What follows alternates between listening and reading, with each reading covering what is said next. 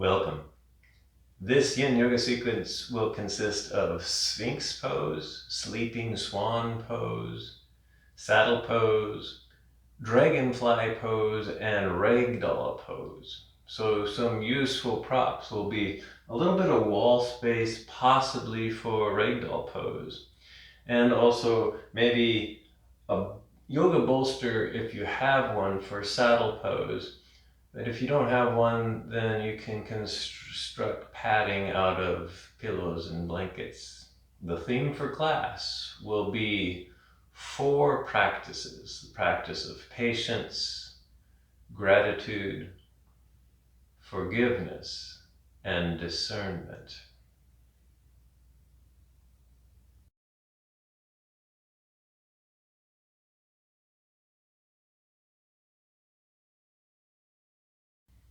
As usual, the practice begins by finding a comfortable seat. Take your time here.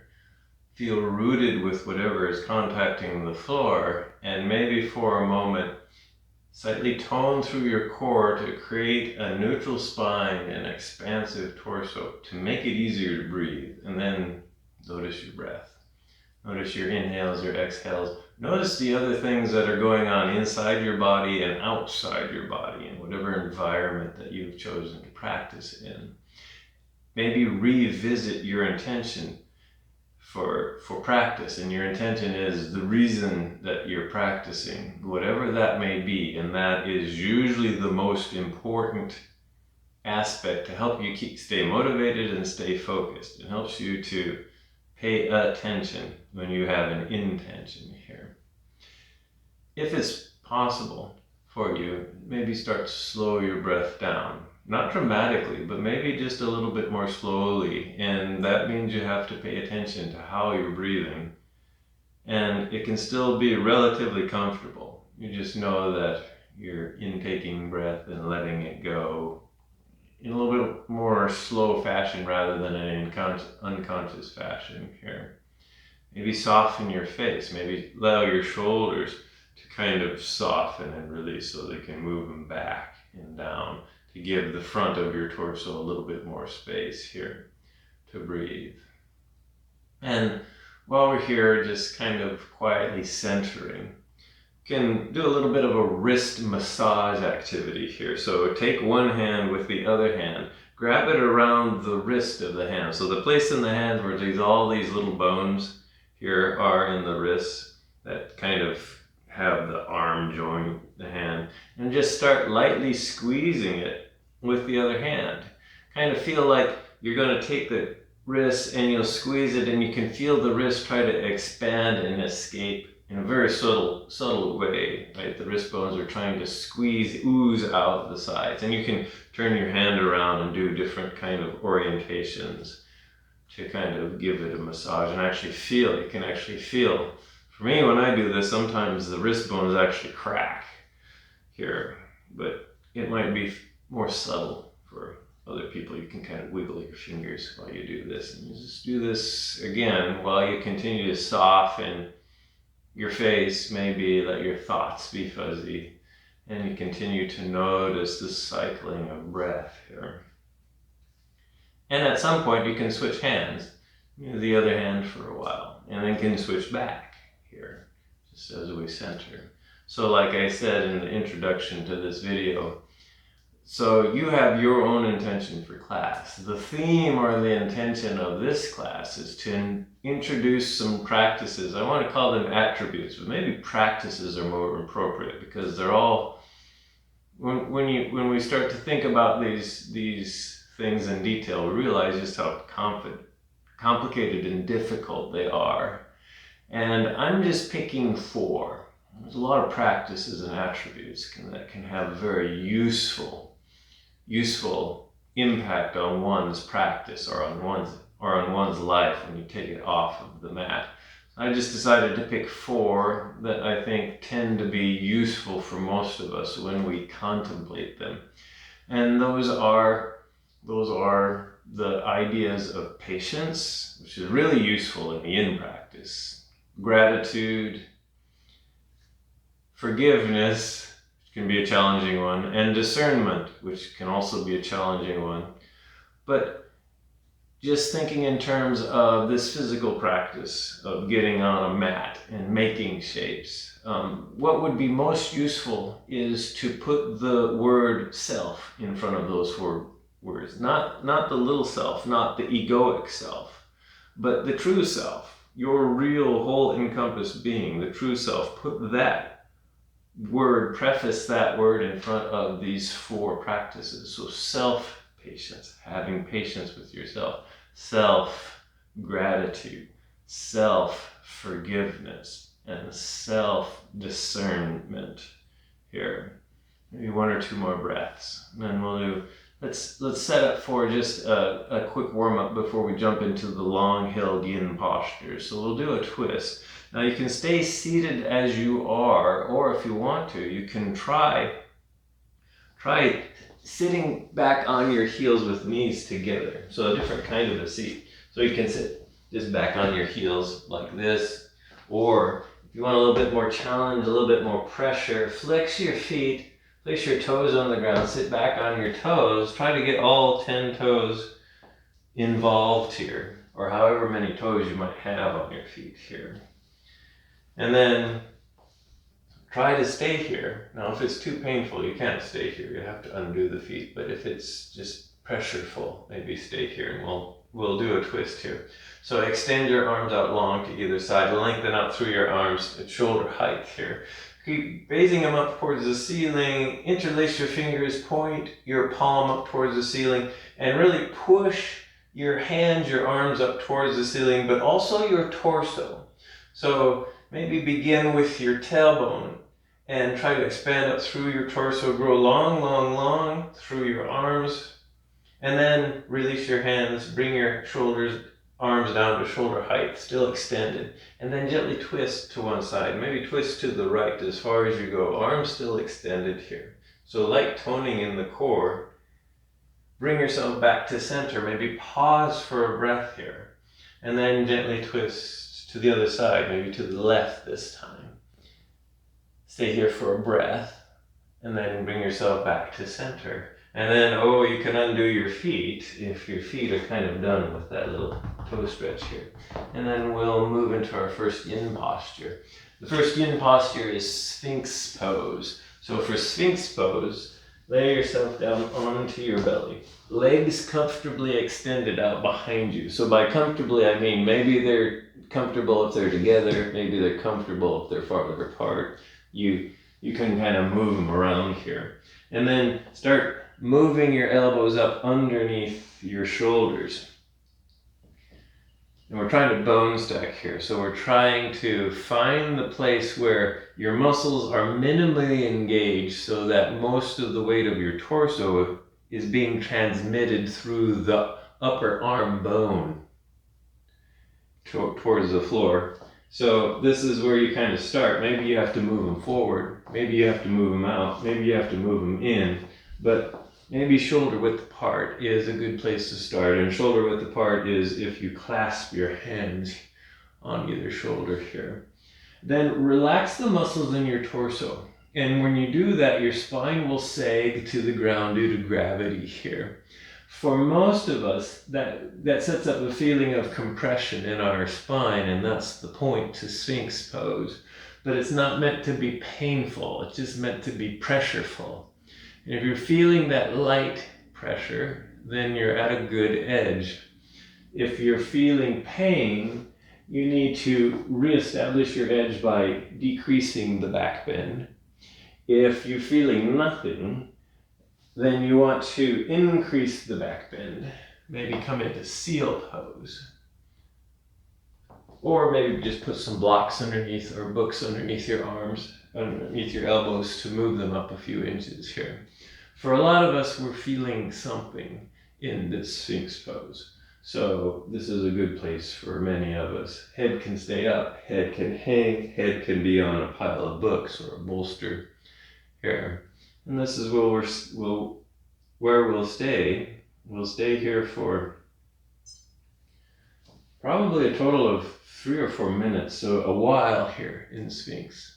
Give yourself permission to come out of the posture if you need to early. You don't have to make this a contest where you're trying to stay in the posture. Although if you're not in pain, maybe challenge yourself to stay with the pressure. If it is injurious pain or trauma, then that's a signal that you either have to change the shape in three-dimensional space, or you have to change the time aspect, in that that's all your body should have as far as time goes, and you come out and rest, or you can experiment with modifications there. So that's the first tattva or principle of practice. That's called finding your edge. So you make a shape of some sort with your body, and then you notice if you're feeling anything, and if it's painful, if you're creating injury or trauma. That's not an edge, that's just injury and trauma. So you experiment with modifications to try to find something that fits your being better. After all, most of us undertake these kinds of practices for our own well-being. It's part of our intention. And if you're injuring yourself, it's probably not increasing your well-being. The other thing is if you're not feeling anything, well, you're not going to hurt yourself, but you also might be wasting your time here. We do want to exercise the connective tissue. That's what makes yin yoga yin, in that it is still a practice. We are still trying to increase our mindfulness, our well-being, our health. And that means we need to exercise our brains, our mental focus, and the connective tissue. This is all part of the process of finding our edge here. We have a couple more minutes here in Sphinx here. So maybe notice your edge again. See if it's still there. Maybe it's gone and you have to go deeper. Or maybe it's painful now. It's time to come out and rest here. Second principle is called stillness. And that just means that once you've found your edge, you maybe make a commitment or challenge yourself to stay for a while. Ooh, that's a hard one psychologically. And so I'll bring up the first practice that I mentioned, that of patience. So this is a good time to start cultivating and practicing patience. In that, part of patience in yin is telling yourself that it's okay to be here and to be still. You are doing something useful and productive, which has to override unbalanced cultural tendencies, which is telling you that you need to be active and doing something vigorously at all times. Otherwise, there's something wrong. And the answer is no, there's nothing wrong. What you really need to be active about is cultivating and practicing patience. Practicing the fact that sometimes you have to just let time pass. And that's the third principle. The third principle of yin is long periods of time. So soft, relaxed, passive traction. And then maintain that traction for a while. So we're maintaining the traction in our spine here in Sphinx. We're practicing patience of just staying here. And then we stay here for some time.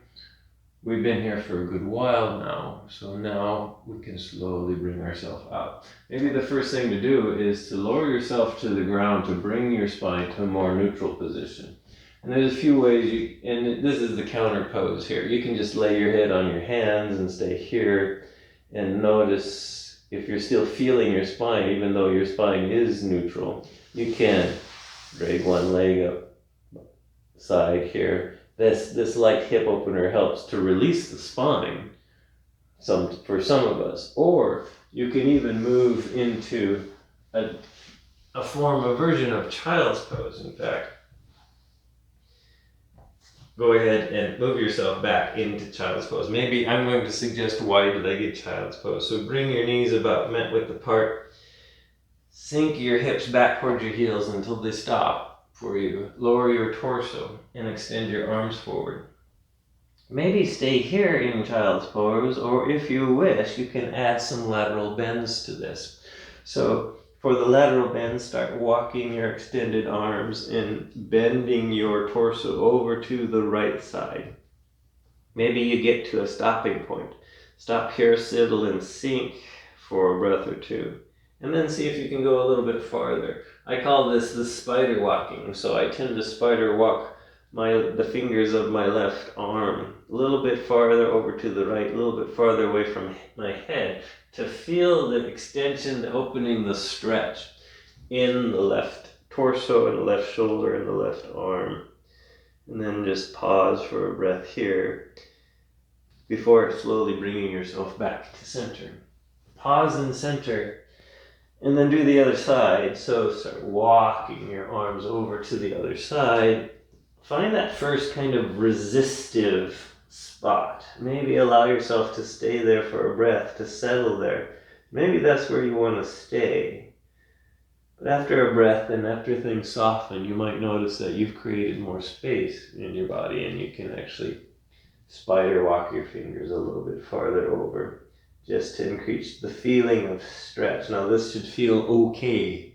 There should be no nerve pinching here. Otherwise, if there is, rearrange your arms to get around that here.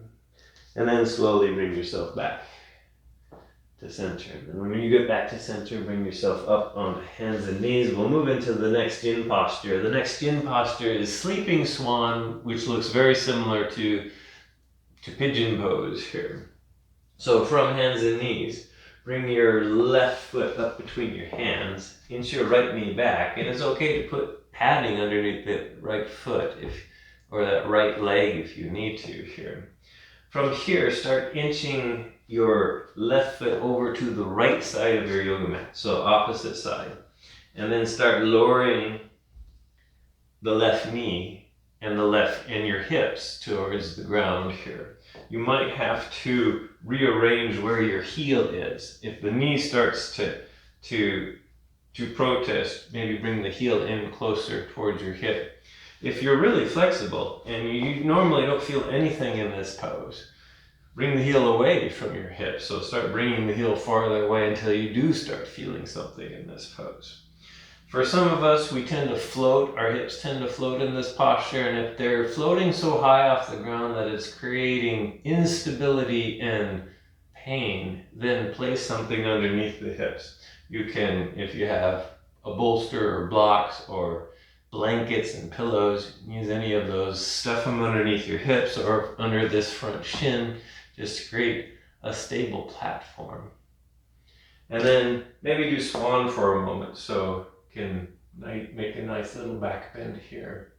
And then to come into swan, you'll move your torso forward, go slowly. Either stay up on straight arms, come down on forearms, or all the way to the floor.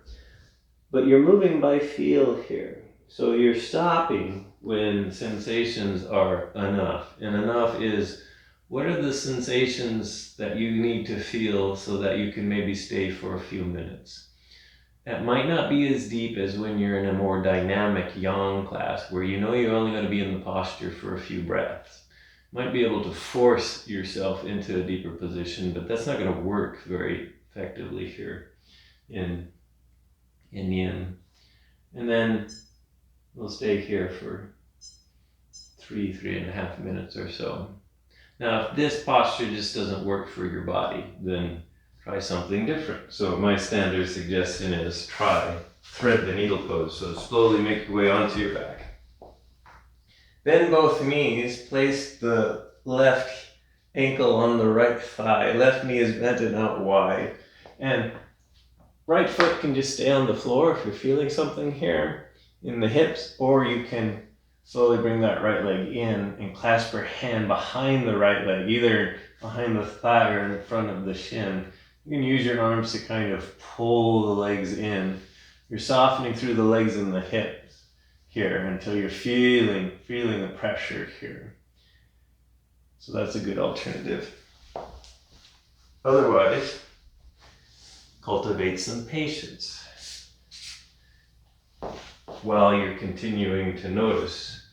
So the noticing of your internal landscape and trying to notice what's really going on is a little bit about discernment, and I'll get to discernment in a while, but the next thing to kind of notice in this practice is what's actually working here, and the things, maybe we're stuck on all of the things that seem to be going wrong or seem to be very painful in this practice, but there's a lot of things that are going right, whatever you're doing here at the moment here. So we're about halfway through this posture here. And so this is a cultivation or a practice of gratitude. And the gratitude, this is a good practice whenever you feel stuck. And what I mean stuck is by mentally stuck. And when we feel mentally stuck, we seem to be in a rut of focusing on everything that's wrong with the practice at the moment. It's like, man, I'm so stiff. Man, I'm so old. Man, I'm so, I can't do this pose. Man, I can't look this way. Or I don't like this feeling in this part of my body. This kind of the mental chatter that tends to be very, very typical for most of us during our yoga practices. And the idea is, if you practice gratitude, you stop and say, well, what am I grateful for? What is working? What are the things that I'm thankful for that are going on? I'm thankful for the ability to be able to practice. I'm thankful for my breath.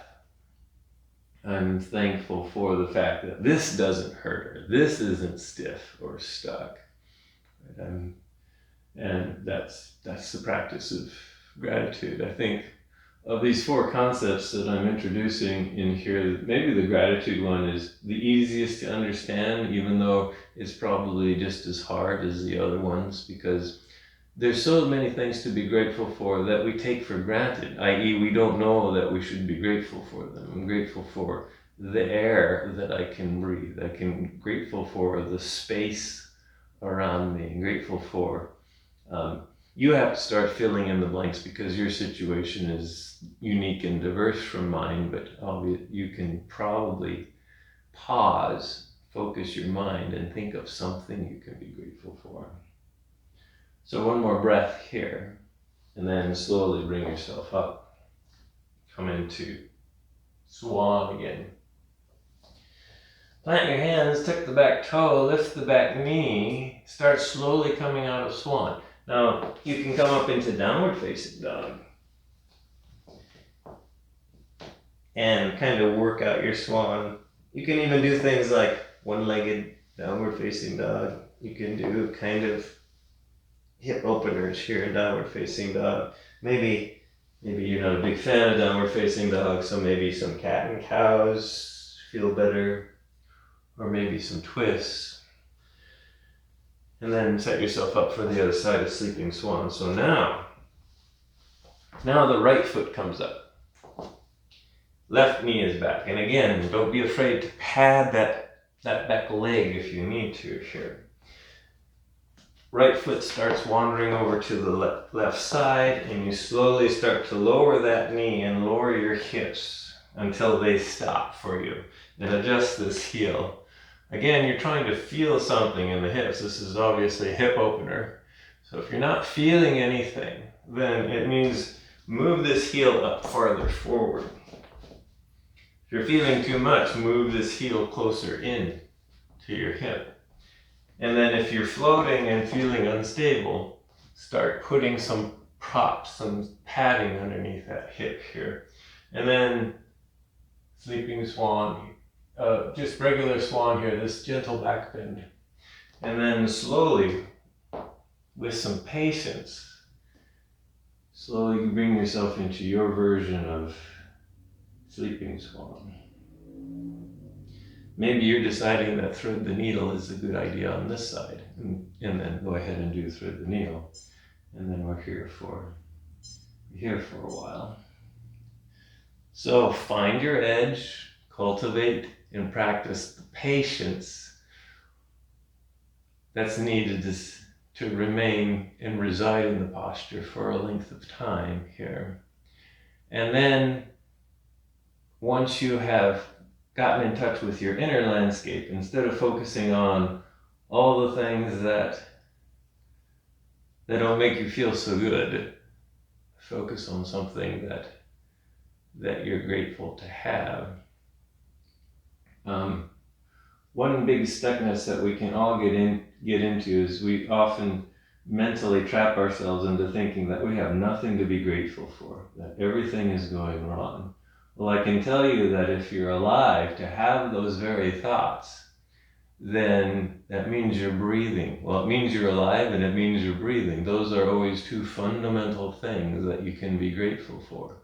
You are alive and you are breathing. Maybe everything else is going wrong in your life. You have those two basic things to think about and to always fall back on. So dead people, they're the only ones that truly don't have anything to be grateful for because they're not breathing, they're not alive. But no matter how stuck, how frustrating, how uncomfortable this posture is, you can always fall back on the gratitude that you're breathing and that you're feeling something. By the way, dead people can't feel anything either. So the fact you're feeling something, even if it's uncomfortable and awkward, it means you're alive. It means you're experiencing life. And that can be pretty amazing when you start thinking about that in detail. Always something to be grateful for. So we have about 1 more minute. You can be grateful for Sleeping Swan, if it's not hurting us. If Sleeping Swan is hurting us somehow, creating trauma, then do something about it. Come out and rest, or find a variation that works better for you. Let's go back to this idea of putting the word self in front of these words. So self-patience. Be patient with yourself. Be grateful for your true self. Ho. These can be hard ones for most of us, but they're useful practices. So about 5 more breaths here. The next practice on my list is forgiveness. Oh, this is a biggie. By the way, I should back up and mention that these 4 practices are in no particular order and of no particular importance ranking. And you can think of other practices and attributes to add to these 4. I just picked these 4 for this particular practice. And they're not ranked in any order, nor should they be. They work best when they all have equal useful footing. And especially the next one, especially forgiveness here. And again,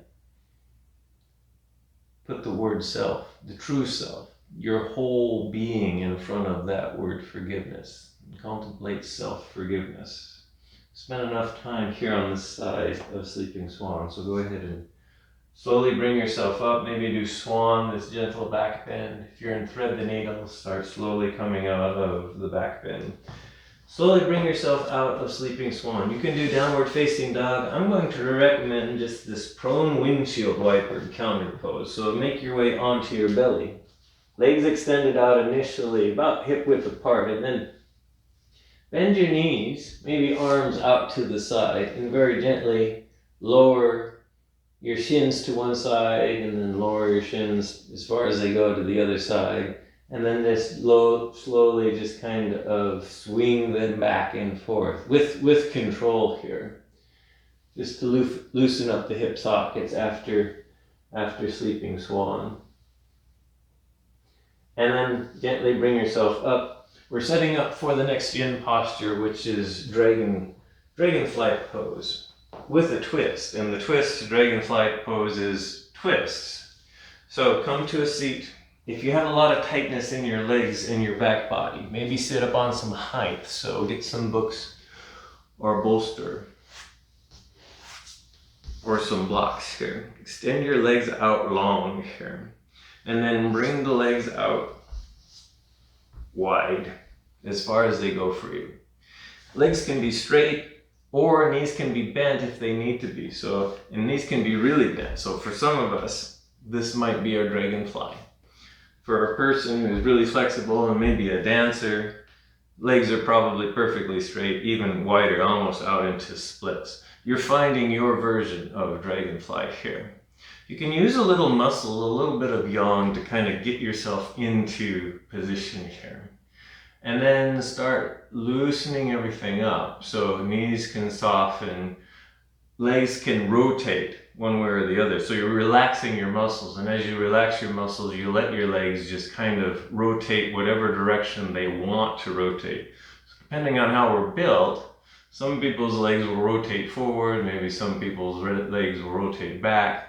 You can notice which way your legs tend to want to rotate when you release the muscle toning in the legs here.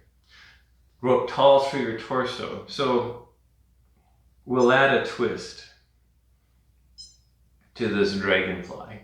So grow up tall through your torso and then you gently begin to twist over to the right side. So there's a little bit of yang in this. A seated twist requires some muscle engagement to create the twist. That's why we're not going to stay in the twist that long. We're only going to stay in the twist for about 2 minutes here, which is a little bit shorter than the normal 3 to 4 minutes that we're holding in postures in this particular practice here. So you're twisting your torso. Maybe start from your upper torso and twist all the way down until you kind of feel generally stuck in the spine.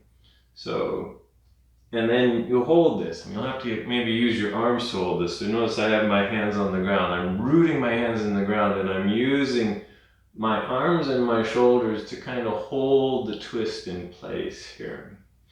Again, don't worry about how far you go. Maybe you can forgive yourself for not going as far as you want to go. Oh, there is self-forgiveness right there. It's like, see if you can accept your body and your body movement for what it is right now.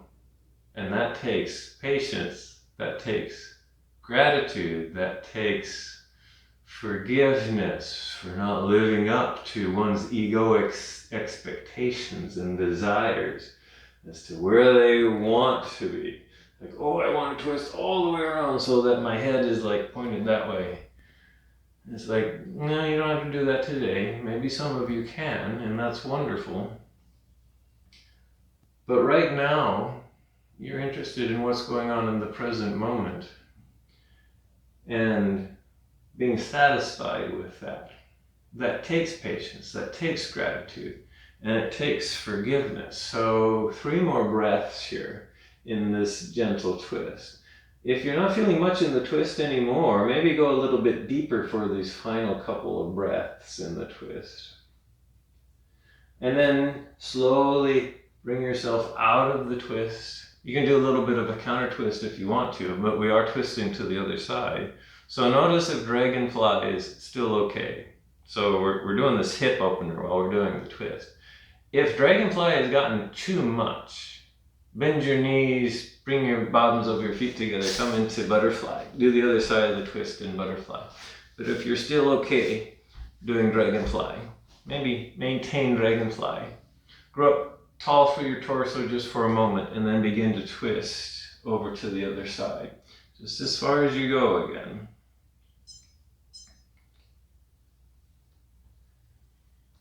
And then stay here. Again, we'll just stay here for a couple of minutes, a little bit shorter time.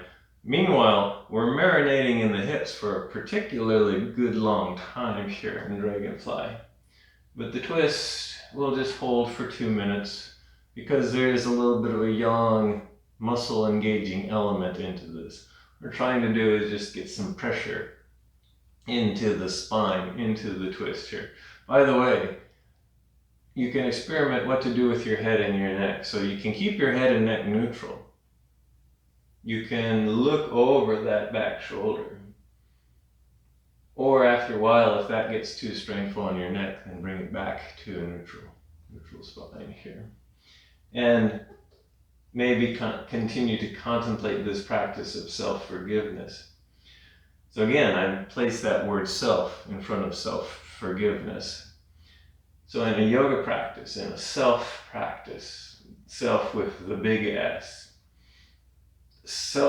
we maybe initially think that self-forgiveness means, oh yeah, I'm going to forgive my body for not doing what my ego wants it to do. So I need to learn how to forgive my body for not living up to the expectations of my egoic desires. That's what we initially think self-forgiveness is. And if you're a beginner, maybe that's a good place to start. It's like, yeah, instead of beating up your body for not doing what your ego wants it to do, maybe accept.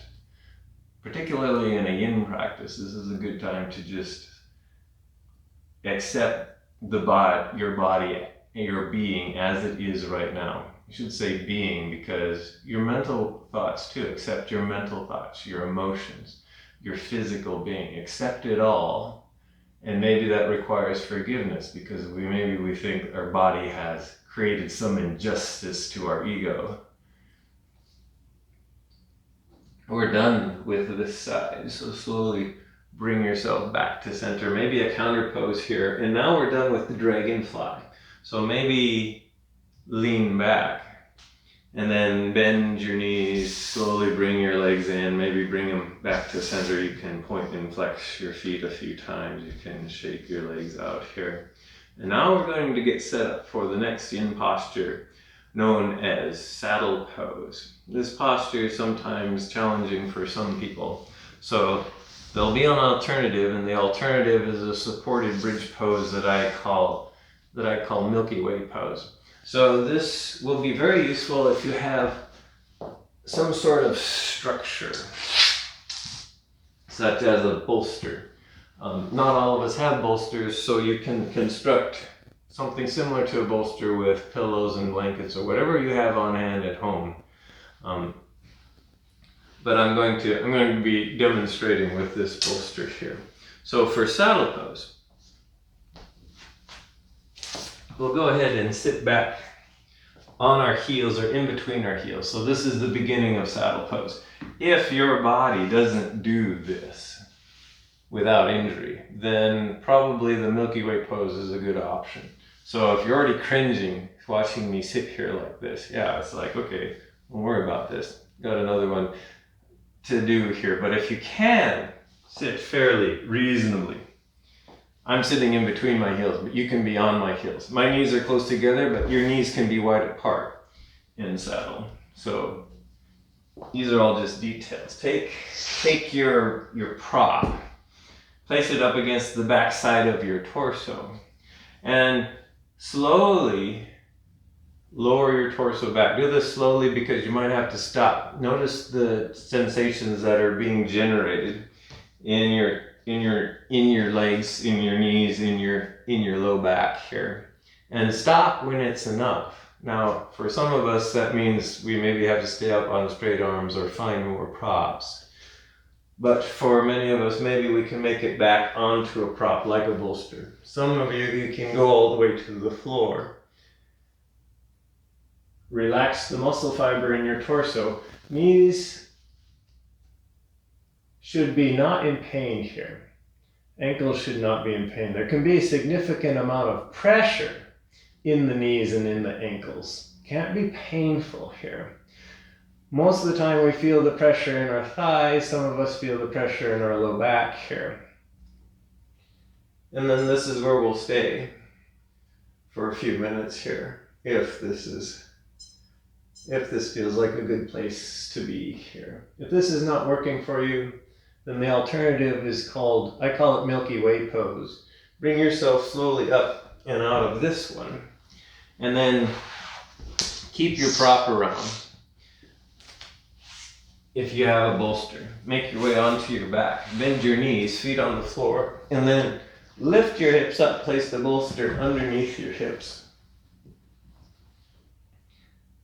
Rest your hips on the bolster, extend your legs out, relax your legs, and then just reside in this very gentle, it's a gentle back bend and a gentle expansion of the whole front line of the body here, which is what's happening in saddle pose, just to a little bit more extreme degree here. And you can use other kinds of props to put under your hips if you don't have a bolster here. Otherwise, I'll come back to saddle pose here.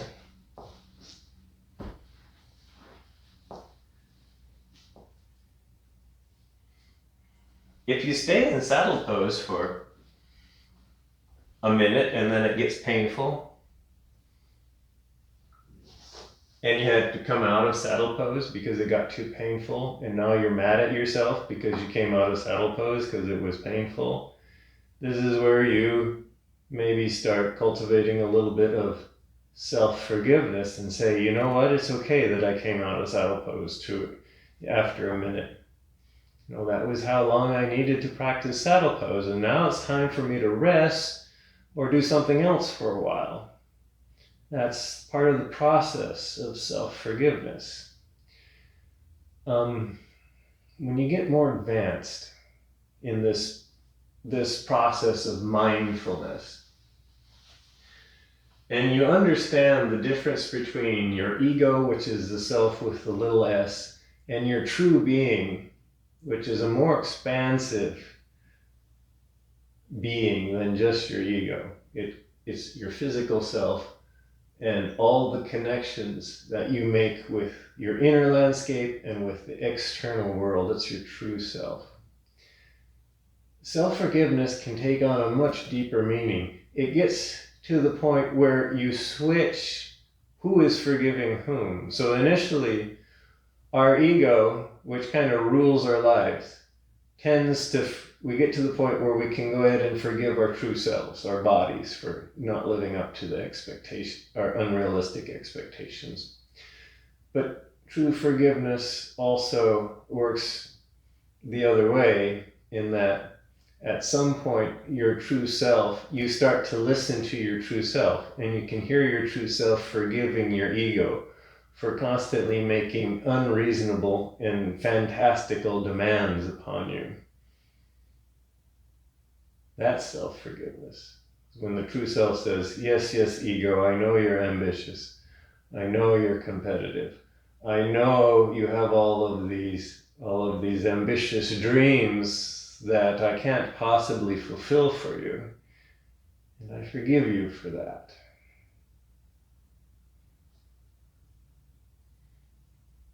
So just one more breath here. Then when you're ready to come out, take your time here. Cultivate patience. Slowly bring yourself up. However you can, and I don't ever know how people can get out of saddle pose, but somehow we manage to anyway.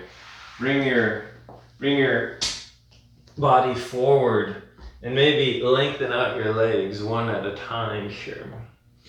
And then you can do things like downward facing dog to lengthen out the backs of the legs. You can do other kind of little exercises to extend the legs and get the blood flowing back in the legs. If you did saddle pose, if you did the supported bridge, maybe just take the prop out. We'll get ready for the next posture. In the next posture, we're going from a back bend to a forward fold now. So the next posture is ragdoll pose.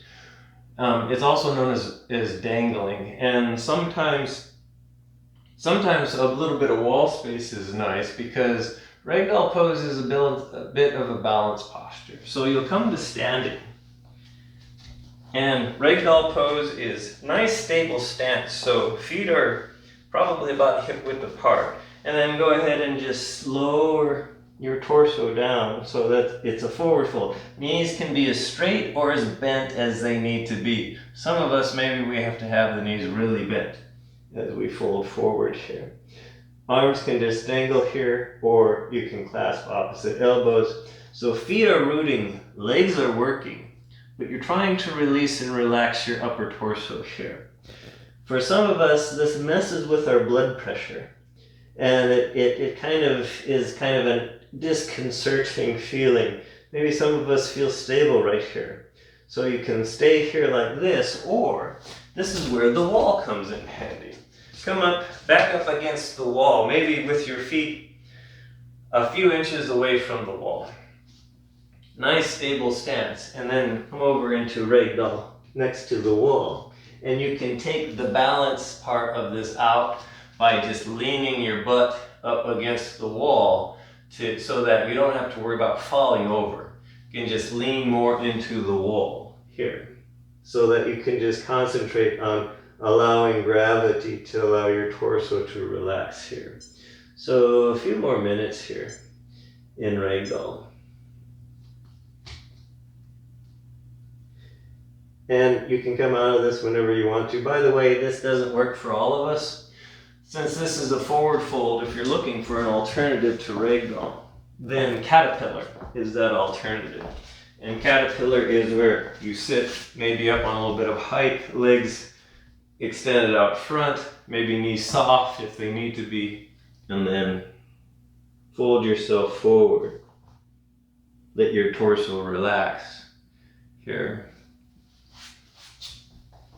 So that's a good alternative to ragdoll pose here. But for the rest of us, we'll just stay here in ragdoll. And we'll think about the next idea is discernment, which is about as difficult to understand as forgiveness, as patience is. So the way I'm using this word is the definition of discernment is basically trying to truly understand an experience or a situation that is complicated and obscure.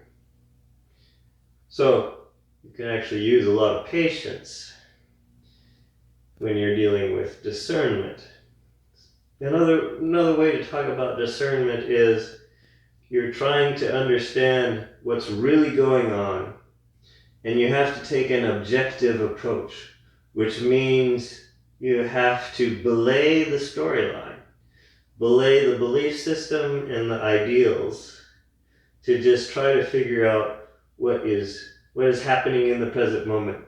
So it's a cultivation of recognizing what's really going on in the present moment.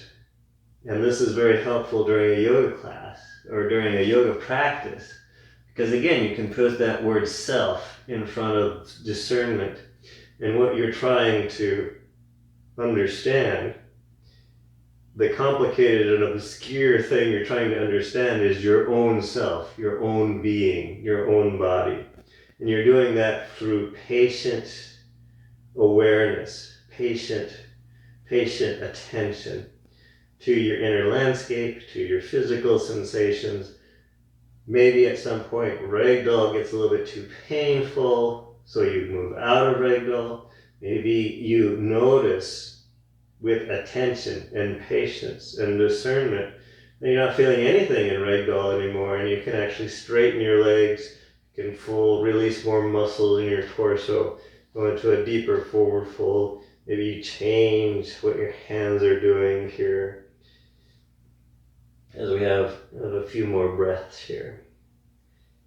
So this is difficult. Discernment is as difficult as forgiveness is, in that it's hard. It's hard to figure out what's truly happening when there's an obscure, complicated situation going on. And almost all situations that occur in our human life are complicated and obscure. So discernment is challenging here. One more breath here, and then we can come out of ragdoll. Now, instead of standing up, a nice way to get out of ragdoll is to reach down with your hands, bend your knees deeply, and just come down onto the floor. And this might help mitigate any kind of head rush or blood rush to the head.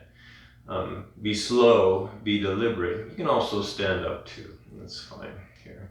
And then kind of work out the kinks here. Maybe do, that can be a powerful forward fold for some of us. So maybe we want to do a gentle twist or back bends here.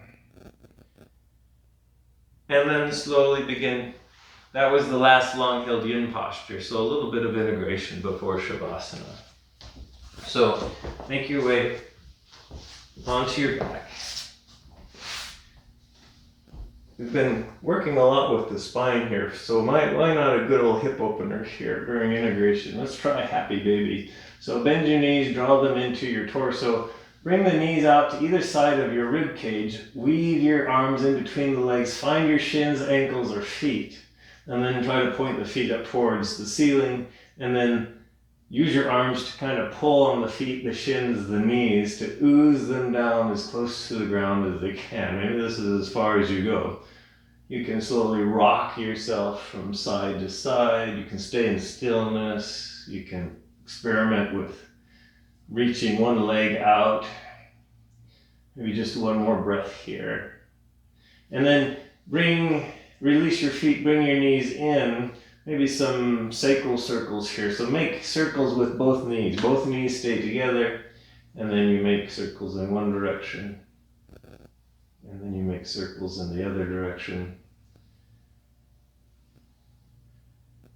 And then from here, any other kind of movement or postures that you would like to practice before your resting pose.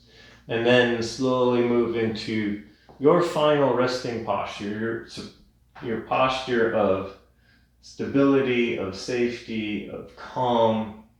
It can be traditional Shavasana like this, lying on the floor. It can be seated meditation or legs up the wall. I'm going to recommend the reclined butterfly pose. So if you have that yoga bolster or padding like pillows that you used for saddle, maybe try a reclined butterfly with the bolster. So we're coming back into, put the bolster behind you just like you did for saddle pose. But in this time, bring it up right next to your torso. This time make butterfly legs rather than saddle legs. So feet together, knees bent out to the side, and then lower yourself back onto the bolster. And maybe you don't like the bolster, so you don't have to use the bolster either. So again, you make this your own. And then you soften here.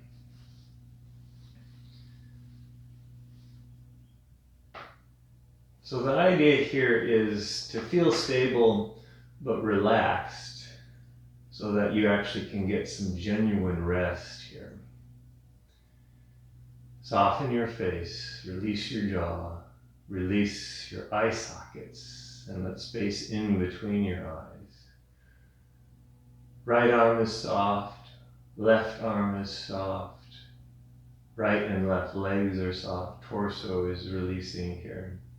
And this is the time for you to focus your efforts and maybe use these practices that I introduced in a very brief introduction. You could talk about each of these things for a year and still not cover everything. Think about cultivating self-patience. Think about cultivating self-gratitude. You cultivate some self-forgiveness.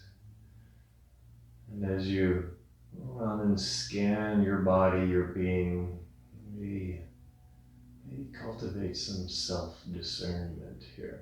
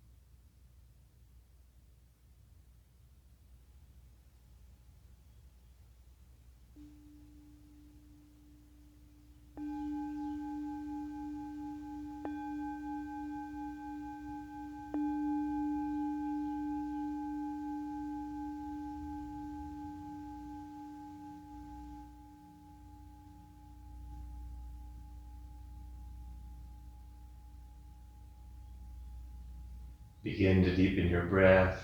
You can make little motions with fingers and with toes. You can expand that motion into arms and into legs. Gently rock your head from side to side. At some point, bend your knees, draw them into your torso, and then very gently roll to one side. Using a bolster, gently roll off the bolster. And then when you end up on your side, stay there for a moment. Give yourself a big thank you for your practice. Give yourself a big thank you. Cultivate some self-gratitude for you, your unique embodiment in the universe. The universe is ecstatically grateful that you are here.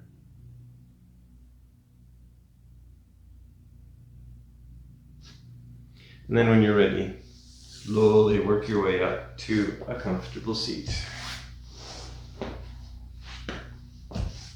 When you get there, root through whatever is touching the floor. Grow up tall through your torso. Bring your hands together at heart center. And I'll end practice with an Om. So you can either join in or just listen.